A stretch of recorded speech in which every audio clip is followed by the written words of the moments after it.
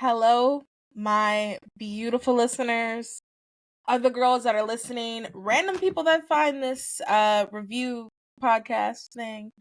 I'm reviewing the book that you guys voted for. Fourth Wing. Yes, this is the Fourth Wing. I'm sure you saw as the title. This is the Fourth Wing Oops Spoilers episode. Many thoughts. Let me tell you what this podcast is. This podcast is a movie, TV show, and book review podcast. I just hop on here, sharing my opinion on popular or unpopular books, movies, TV shows that I find interesting that I want to chat about. If there's something you are listening like, oh, I'd love your opinion on X, Y, and Z, message me. Oops underscore spoilers underscore on Instagram. I'll check it out. What I'll do is I will give a description of the book, and then I'll go, oops, spoilers. That means stop if you don't want to be spoiled. If you don't care about being spoiled, keep listening.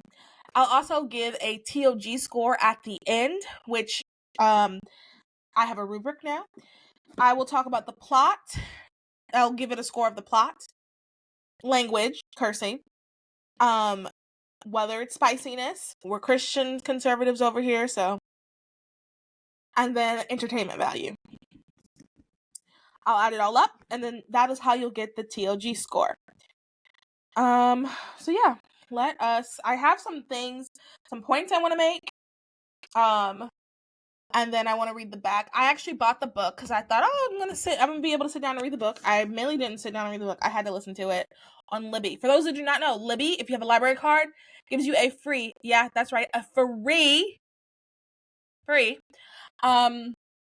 audio experience. I will say, I think to get Fourth Wing, it took 2 weeks. I finally got Sunrise of the Reaping. I had to return it, and now I finally got it again. So I'm going to start that, and then I can do that as an oops spoilers if someone listening suggests it. Fourth Wing. I asked my audience this summer what's a book that we can read and maybe discuss on oops spoilers together, something that everybody can do. Multiple people suggested Fourth Wing. This is a very popular romantasy book. Let me read the back, and then I'll give you spoilers warning, and then we'll just get right on into it. A dragon without its rider is a tragedy. A rider without their dragon is dead. 20-year-old Violet Sorngale was supposed to enter the scribe quadrant, living a quiet life among books and history. Now, the commanding general, also known as her toughest Talon's mother, has ordered Violet to join the hundreds of candidates striving to become the elite of Navarre, dragon riders. But when you're smaller than everyone else and your body is brittle, death is only a heartbeat away because dragons don't bond to fragile humans. They incinerate them. With fewer dragons willing to bond than cadets, most would kill Violet to better their own chances of success. The rest would kill her just for being her mother's daughter. Like Xaden Ryerson, the most powerful and ruthless wing leader in the Riders Quadrant. She'll need every edge her wits can give her just to see the next sunrise. Yet, with every day that passes, the war outside grows more deadly, the kingdom's protection wards are failing, and the death toll continues to rise. Even worse, Violet begins to suspect leadership is hiding a terrible secret. Friends, enemies, lovers, everyone at Basgiath War College has an agenda, because once you enter, there are only 2 ways out: graduate or die. Okay, that is the description of Fourth Wing. Really, it's kind of a mix of like the school element of Harry Potter. I'm not like a Harry Potter fan, but like I understand the concept. So it's like a school element of like Harry Potter, and then kind of like Hunger Games. Yeah. Yeah, I guess that's the only way to really describe it. It's not really like any other book I've read, even though I did read Hunger Games. It's definitely a romantasy. You guys know I love The Cruel Prince. I need to do oops spoilers about all 3 of those books. It's not a romantasy in the way The Cruel Prince is built as a romantasy, which I like the way the Cruel Prince does it, but I'll get into that later. It's like a different type. Let me see what other points I want to say. This is a very, very popular book, okay? I'm pretty sure everyone that I know that reads, like all of my friends that read have already read this book. I'm 98% sure, because when I said I was reading it, I was like, oh, let me tell you, tons of messages. And then a certain point happened that I'll talk about, and I was like, So, let's see here. Yeah. That is the description. There's dragons. It wasn't scary. Trying to think of anything else to say before I get into the spoiler section. I think that's kind of it. So, if you listen to the description and you kind of heard what I had to say, and you're like, you know what, I don't want to hear anymore, I don't want to be spoiled, then now is the time. Oops, spoilers, oops, spoilers, oops, spoilers, oops, spoilers. Now, listen up. Oops, spoilers. Okay, so here we go. First thing I want to say, this book is thick, all right? It's 21 hours on Libby, okay? So dedicate some time. This is going to take some time. And then it is... Oh, wait. Is this... Oh, that's the bonus. And it is... I just want to give you the exact... At the end here, it has 2 pages or 2 chapters from Xaden's perspective. And then also Libby, it had 2 chapters of Xaden's perspective. Okay. That is fine. 518 pages. Okay. So this is thick. All right. I just want to say. And then to that, I want to say, I don't hate this book. I don't hate it. Should have been split in half. There's no reason it should be this thick. And I didn't care for the first 80%. I know that's controversial. This is a lot of people's favorite series. Did not care for the first 80% of the book. I honestly kept going because I said I was going to finish it. I'm glad I did, because like the last 20% was really, really good. The first 80% couldn't care less. That's not true. The first 80% just, it wasn't interesting enough to me. I think so. Let me start from the beginning. You meet Violet, who, let me tell you, homegirl is weak and fragile. They hammer that down. Rebecca wants you, reader, to know Violet is fragile. She cannot do anything for herself. That's how they make it seem. So Violet is this weak and fragile girl. She can break like a twig at any moment, okay? Any moment, don't worry, Violet can break. Okay, they hammer that down, which to me personally got a little annoying. So that's at the beginning. And she gets to the college. And I think the college part was just kind of a little boring to me, because like I didn't care enough about that. I'll tell you though, when I started, I like the world that Rebecca has created. She's the author. I like the world Rebecca's created, with all of the people who take the magic from the land and like them fighting like that. When it started talking about that stuff, I was like, okay, now I'm intrigued. Which also goes back to, I hate to bring the Cruel Prince back up, but it just reminds me of like, that's also I think why I like the Cruel Prince, because the Cruel Prince talks a lot about like the politics of the land and like X, Y, and Z, all this.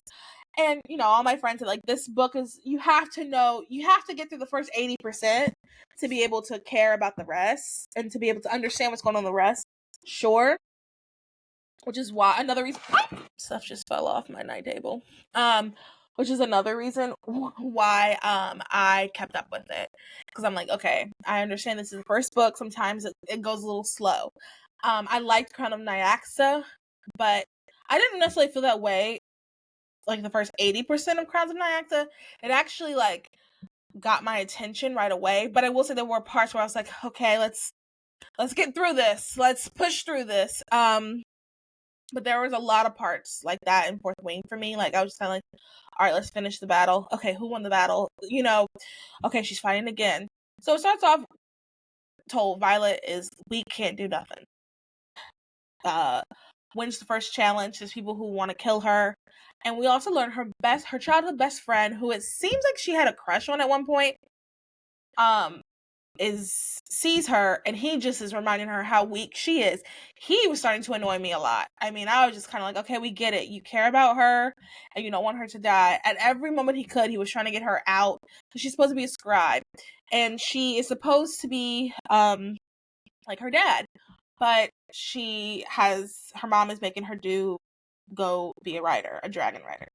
So long story short, So I will say this. What I really liked about Violet was her character, and I liked her. She took a moral stand. Like, she was like, okay, this is right. Her sense of right and wrong. I liked that a lot.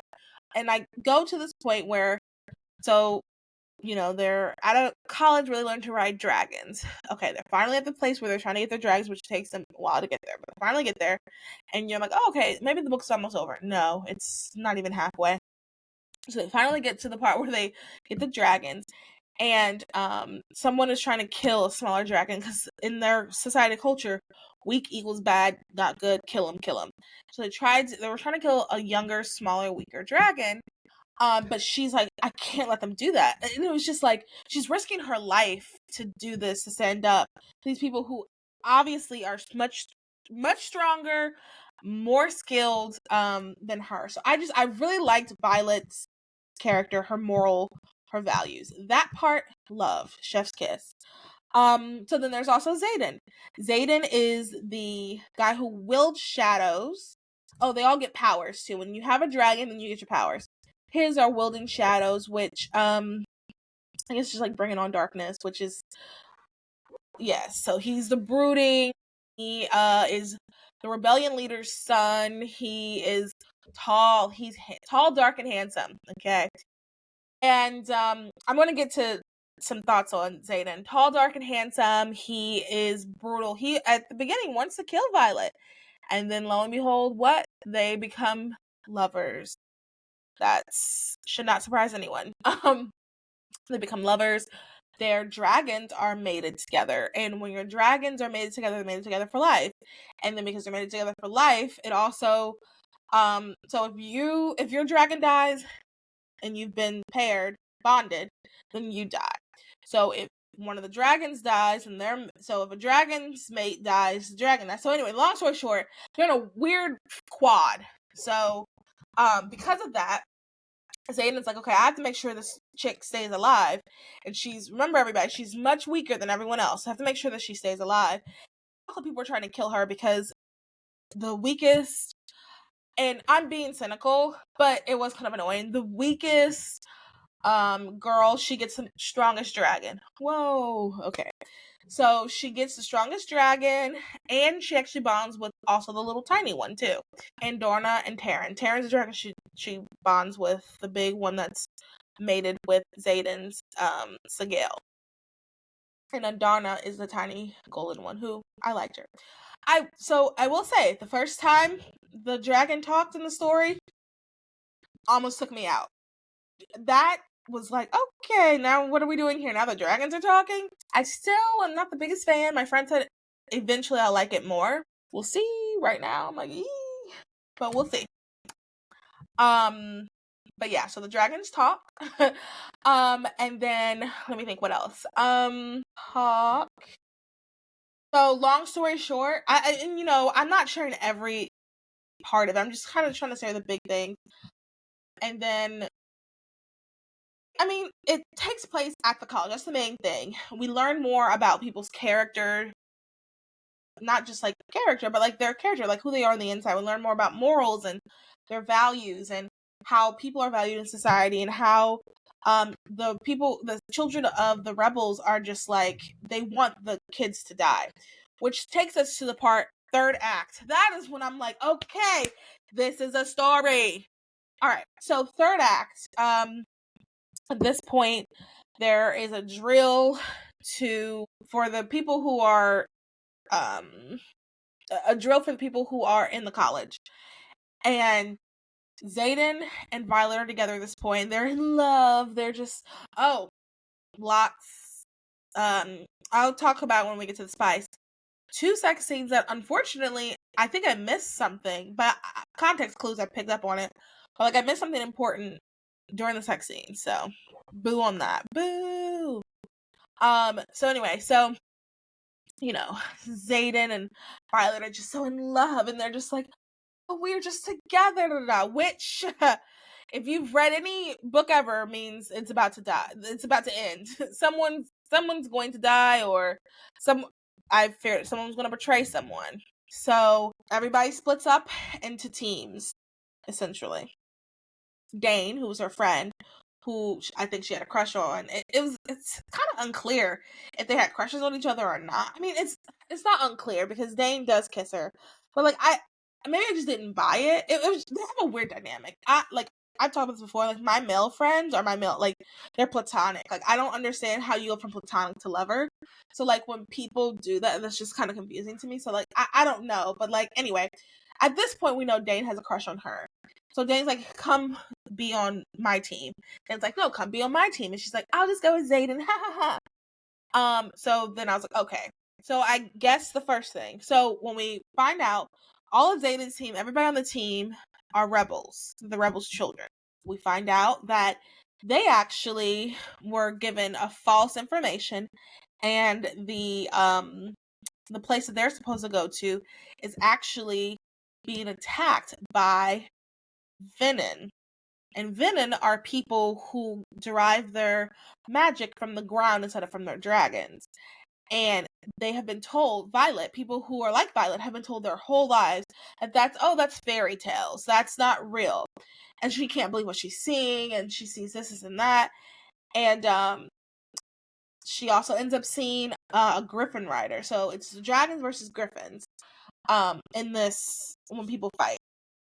So she meets a griffin rider, and she's like, what's going on? How could you do this? So she feels the betrayal in that the griffin rider was there. So that's one betrayal. And the other betrayal is that they were lied to. So essentially, the rebels' kids either save the people of the village below that are being attacked by the Venin, or they can go and to the right location and prove their loyalty. So it's a huge, I mean, that moment like made me emotional. Like I legit was like I was crying. They were talking about how like at the end of the day, like you can't, which I will say, though the beginning was a little boring to me, I will say I really liked, other than the sex stuff, they weren't married. Even though it's obvious they're going to be, and their dragons are. I really, really, really liked the sense of duty, morality. No matter what, we save people. No matter what, this is what we do. I liked that. Because sometimes books now don't really have that, and there's reasons for that, but I like it. I think that's good. I think that's virtuous. So they were all like, no, this is the right thing. The right thing to do is to save the village. And here's the thing, it was pretty much certain death. Like it wasn't, and I think they did a good job because sometimes you hear that like, oh, of course they're gonna win. And, like, obviously, I knew that they were going to, like, not every single person was going to die, but the more you hear about you're listening or reading the battle, the more like, oh shoot, like how are we going to get out of this? And then, oh my god, I'm gonna cry thinking about it. Liam dies. I haven't talked about Liam this whole time. Liam is someone who they do a good job becoming a neutral good friends with Violet. And he's everywhere, and he's nice, and he carves, he does, like, figurines, and he's, like, innocent. Like, when you think of, like, innocent, neutral parties that, like, are just good, that's Liam. That was Liam. And he died. Cried. I cried. That was sad. Like I said, I saw the betrayal. I saw maybe they were doing something sketch with the Griffin Riders. That was obvious to me. And it was obvious to me that they weren't going to get the same type of orders that all the other ones. There was a reason why they were separated. That was obvious to me. Don't know why I didn't see Liam dying coming. Obviously, in these type of battles, someone's going to die. I don't know. I just didn't see Liam dying. And then, so the battle rages on, everybody. And then Violet, she has powers. Her powers are lightning powers. She uses her lightning powers and they win, but she is in a deep, like, sleep. And then we just kind of hear how Xaden is, like, so in love with her, and he can't believe that she's in a sleep, and he wants her not to be mad. Because when she finds out that, backing up, when they find out about the Griffin Rider, that's when they find out, like, all these things are real, and that this whole time, Xaden and all of them were planning, it wasn't completely clear, but I guess planning another rebellion, or, like, they were helping the Griffin Riders, essentially, with, like, weapons and stuff like that. And everyone knew, even her dragons, and no one told her. She's really hurt. She's like, wow, I trusted you. I opened myself up to you completely, and you just never told me.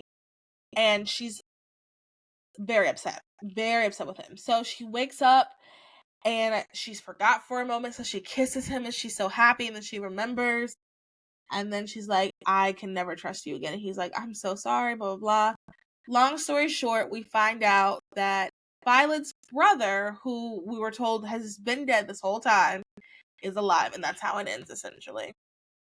So, from the moment, like, third act, I was locked in. It was good. And honestly, that makes me excited to read book 2. Let me get into why I won't be reading book 2 for a while. Like I said, it was a little boring at the beginning. But Xaden Ryerson is the definition of my dream guy. He is very clearly written by a woman. This man is strong. He is assertive, tall, very nice body, handsome, dark features. I like dark features, like brown hair, brown eyes, like just more of a darker complexion. Like, I like that personally. Xaden, okay? He's all of that. But then, he is weak to his knees for Violet. Anything Violet says or does, especially at this point, he's like, I've got to have her. Like, I need her. Like, that need. Okay, hello? Any other girls? Like, this is, like, dream guy. Now, let's be real. Does this person exist in real life? Probably not. Not me being negative or cynical, just me being honest. I see why men are revolting because their wives are reading fantasy. Because, I mean, I would too. I would too if I was a man, and, you know. So I personally am one of those girls who does get caught up in that stuff. So I am taking a pause. I will not be reading book 2 for a while because I am still thinking about, like, I mean, hello, a strong, assertive man that needs you, like, only wants to be with you, can have any other girl in the world, but he wants you. Like, hello, does this exist? And he's handsome, and, like, you know, he could pick her up, and, like, he literally, it's just like he would do whatever. Like, he said he can't live without her. Like, oh, what a dream to meet someone like that. Once again, does that exist? I don't think so. So, taking a break. And he was so attentive. Like, he stayed by her side when she was in a coma. She was in a coma for like a couple of days. He stayed by her side. Like, hello, beautiful. Like, he didn't leave her. Do men like that exist? I don't know. Haven't met one. So yeah, so that's why I won't be reading book 2 right now. But I mean, I definitely want to read book 2 because everybody says it's really good. And I think it'll touch more on, like I said, the aspect that I really liked was learning more about the Venom and the way that they create their dragons, and learning more about and then there's a whole town that's being built up that the regular people don't know about. Only the rebels know about. There's this whole and then Brendan's alive. The brother's alive, so he's been helping the rebels. Okay, what does all this mean? Like, that part is interesting to me. Like, I want to read that part, but that part is not. That wasn't the whole book. The whole book was like a stupid college. Couldn't care less. So yeah, let's go over each section. All right, plot. Plot, I gave a 4 out of 5 because I thought it was unique and engaging. Like I said, I've never read a book like that. The plot, when I say the plot, I'm saying the premise, the war college, the dragons. I didn't read Game of Thrones, I didn't read Harry Potter, read Hunger Games, but I thought that was unique. And it was something I could immerse myself in. Maybe that's also, I'm comparing it to Crow Prince, because Crow Prince is the greatest fantasy written of our generation. And maybe I'm just thinking, like, with the Crow Prince, maybe the war, I don't know. Anyway, I did think the plot was interesting. Like, I know I ragged on it, but the plot was interesting. Language. All right, I give that a 2.5. Right off the bat, homegirl cursing, there's F words, there's this and that. Lots of cursing. So that's a 2.5. Definitely not a high school book. Let's say that. And there was a lot of sexual talk. Stuff like, even if they're not having sex, she'll, I would love to have his blah, blah, blah, blah. So, like, that's just 2.5. 2.5. Some of you that recommended it, no, I'm just joking. 2.5. 2.5. That was language. Spice. Another 2.5. Another 2.5. 2 scenes I did skip. And unfortunately, I missed something. Because her powers are very strong when she has sex, I guess, or when she like orgasms. And I picked it up from context clues, but the 2 sex scenes apparently are important to the plot, but like personally that's not something I want to listen to, so I skipped them. But yeah, so I gave it a 2.5 especially because like seems like it was important to the plot. So there's that on the spice. Entertainment. 3.5. It started off very slow. Like I said, the college project really wasn't interested in. But after that, I locked in. I'm telling you, like the last 3rd act, chef's kiss, I locked in. Interacting with the president and her mother when they had the ball thing, where they're dressed up, and then he was off brooding. Like, I love that. That was interesting. That was interesting to me. So yeah, so all in all, this got a 3.12 score, TOG score. Not a bad book. Wouldn't recommend it for anyone young, but not a bad book. I will read the next one eventually. Not a bad book. Let me know what you guys think. Do you think this score was fair? Am I being a little harsh about the beginning? And I'm trying not to be a contrarian or be like, boo, but like I was pushing through it. Like, what took me so long to read it was like, I was just like, oh, this is so not interesting to me. I was shocked people really liked it. But like I said, the ending, I cannot sing enough praises. The ending was really good. So, yeah, let me know what you guys think. And this has been Oops, Spoilers.